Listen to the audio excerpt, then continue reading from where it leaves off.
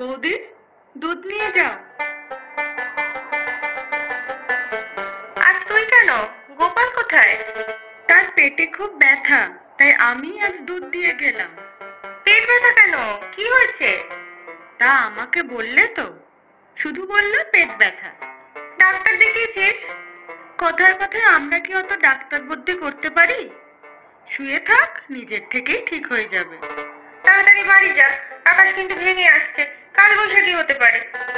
আমার তো সময় লাগবে গো বৌদি, দুবারই এখনো দুধ দেওয়া বাকি।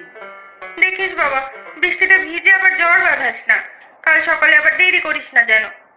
সে চিন্তা করো না বৌদি, আমি ঠিক সকালেই চলে আসব। তুমি কাচার জন্য জামা কাপড়গুলো এক জায়গায় রেখে দিও শুধু। আচ্ছা তুই যা, আমিও জানলা কপাট বন্ধ করে রাখি।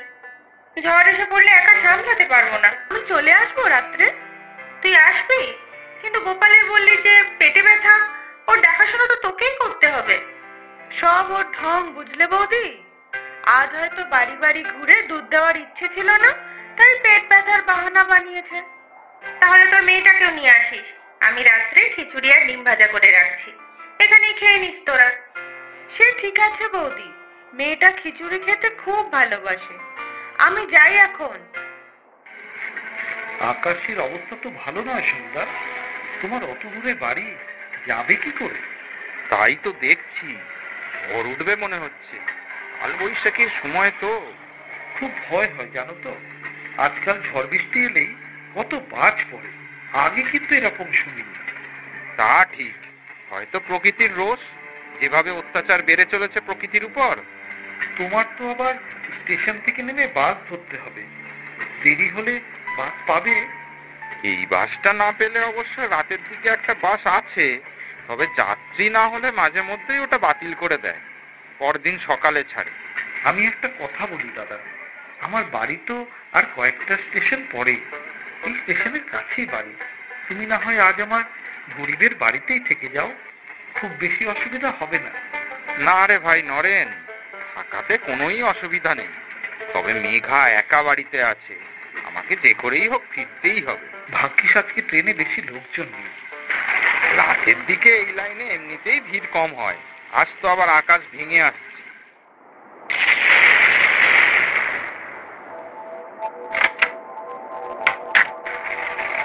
কি গো, তোমার বলে পেটে ব্যথা, এখন তো দিব্যি বসে মুড়ি চানাচুর খাচ্ছ। কেন, আমি কি মিছে কথা বলছি নাকি? পেটে ব্যথা ছিল তো, রাম ব্যথা, এই একটু আগেই বেশ কমে গেল। ব্যাস, আর সাথে সাথে চানাচুর খাওয়ার কথা মনে পড়লো। সব বুঝি আমি। আচ্ছা এই নাও, মুড়ি খাও। না, তুমিই খাও। মেয়ে কোথায়? এই তো এখানেই তো ছিল, পাশের ঘরে বোধ হয়। শোনো, আমি মেয়েকে নিয়ে ওই সমু দাদাদের বাড়িতে যাচ্ছি। বৌদি একা আছে, আর এই ঝড় বৃষ্টিতে দাদার ফিরতে দেরি হতে পারে। মেয়েকে নিয়ে যাবে? বৃষ্টি পড়ছে তো। না, এখন একটু ধরেছে, যা ঝড় একপ্রস্থ হয়ে গেল, কোথায় কখন গাছ পড়লো কে জানে। তুমি খেয়ে নিও। তোমরা একারা যাবে কেন? আমি সাইকেলে করে পৌঁছে দিয়ে আসছি, পরে আবার গিয়ে নিয়ে আসবো। ঠিক আছে, তুমি পৌঁছে দিও, আমরা রাতে ওখানেই খেয়ে নেব। রান্নাঘরের দিকটা খেয়াল রেখো, ঝড়ে টালি ভাঙলে জল পড়ে সব নষ্ট হবে। আচ্ছা ঠিক আছে, তুমি যাও। সমুদাদা বাবু বড় ভালো লোক।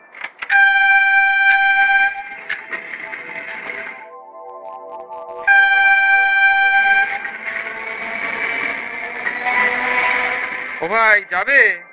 কোথায় যাবেন? এই ঝড় বৃষ্টিতে বেশি দূর কিন্তু যেতে পারবো না। বেশি দূর নয়, ওই বাস স্ট্যান্ড পর্যন্ত যাব, রাতের বাসটা আমায় ধরতেই হবে। Bus stand? বসুন। কত টাকা? এমনিতে 20 টাকা, তবে হ্যাঁ হ্যাঁ, কিছু বেশি দিয়ে দেব, তুমি তাড়াতাড়ি নিয়ে চলো ভাই। ও বৌদি, বৌদি, দরজা খোলো, আমরা এসে গিয়েছি। হ্যাঁ খুলছি। এসো এসো, ভিজে যাওনি তো? না বৌদি, এখন বৃষ্টিটা ধরেছে, ও সাইকেলে দিয়ে গেল। কি গোপাল, তোমার বলে পেট ব্যথা? ওসব বাহানা, আমি ঠিক জানতাম। আমি যাই বৌদিমণি, এই আবার বৃষ্টি নামলো বলে। হ্যাঁ সাবধানে যাও, যা বিদ্যুৎ চমকাচ্ছে।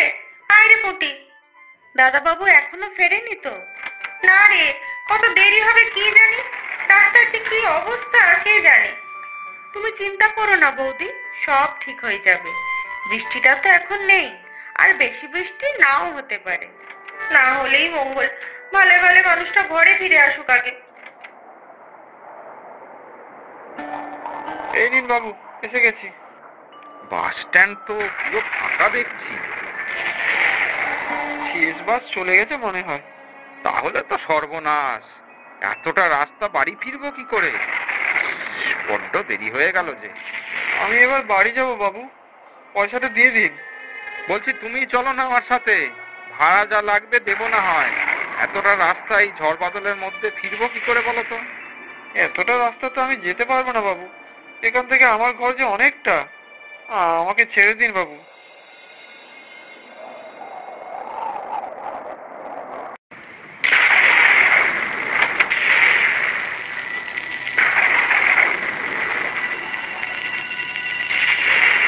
কে? ও তুমি তুমি তো চলে গেছিলে।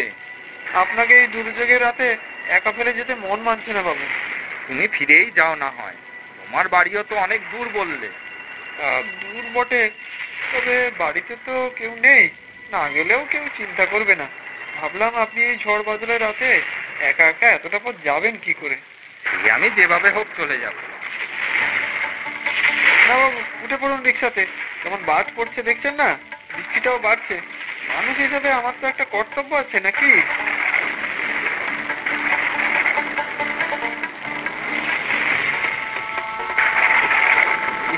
প্রচন্ড বৃষ্টি পড়ছে যে, সাবধানে চালিও ভাই। যা অন্ধকার, কিছুই বিশেষ দেখা যাচ্ছে না। সামনে একটা রাস্তা দেখছি মনে হয়, ওই রাস্তাতেই ঢুকবো তো। এত অন্ধকার আর এত বৃষ্টি, কিছুই যে বুঝতে পারছি না।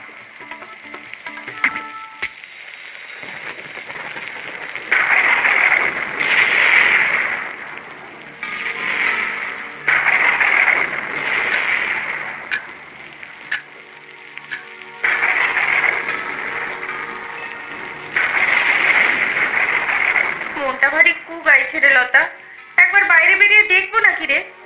বাইরের অবস্থা দেখেছো?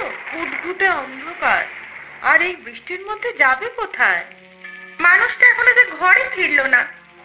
যা বৃষ্টি হচ্ছে, কোথাও হয়তো আটকে পড়েছে দাদা, অফিসেই আছে হয়তো। কি জানি, আমার মনটা বড় উতলা হয়ে আছে। খেপেছো নাকি? এই অন্ধকারে একলা বেরোবে তুমি? আমার আর ঘরে মন টিকছে না রে। ও বৌদি, এরকম উতলা হয়েও না। এই অন্ধকারে তুমি কোথায় দাদাকে খুঁজবে বলো দেখি? এই বৃষ্টিতে রাস্তায় সাপ বের হয়। এত রাত হয়ে গেল, এখনো তো মানুষটার আসার কোনো নামই নেই। এত চিন্তা করো না বৌদি, এই তো একটু পরেই ভোর হবে। তখনও যদি দাদা না আসে, তখন খুঁজতে বেরোবো। আর পুটির বাবাকেও ডেকে নেব, ওর তো সাইকেল আছে।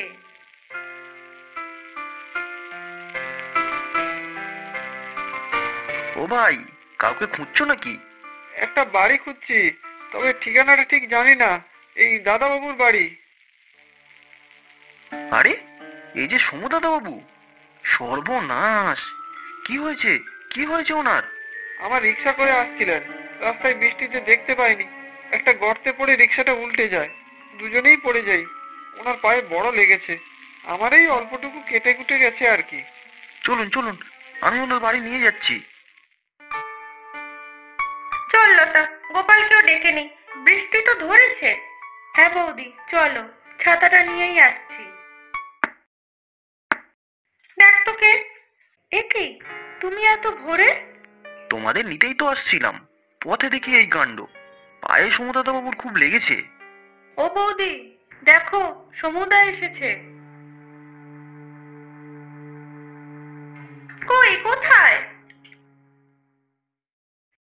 তুমি অনেক উপকার করেছো ভাই।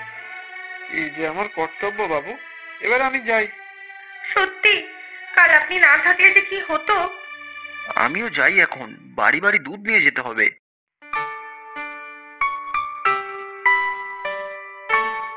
সবাই আগে চা খাও দেখি।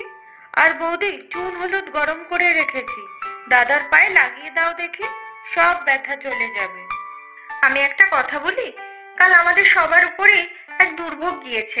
আমি কাল বেশি করে খিচুড়ি আর ডিম ভাজা বানিয়েছিলাম, ভালো করে কারো খাওয়াও হয়নি। এখন সবাই খিচুড়ি খেয়ে তারপর বাড়ি যাবে। গোপাল, একটা কাজ করো তো, বাজারে নন্টুর দোকানে যাও, একটা বড় ইলিশ আনতে বলেছিলাম, নিয়ে এসো। খিচুড়ির সাথে ইলিশ মাছ ভাজা জমবে বেশ। কি ভাই, তোমার আপত্তি নেই তো? আপত্তি কিসের? কতদিন ইলিশ মাছ খাই না। যা, সব ভালো যা শেষ ভালো। বেবি কার্টুনের সবাইকে থ্যাংক ইউ সো মাচ।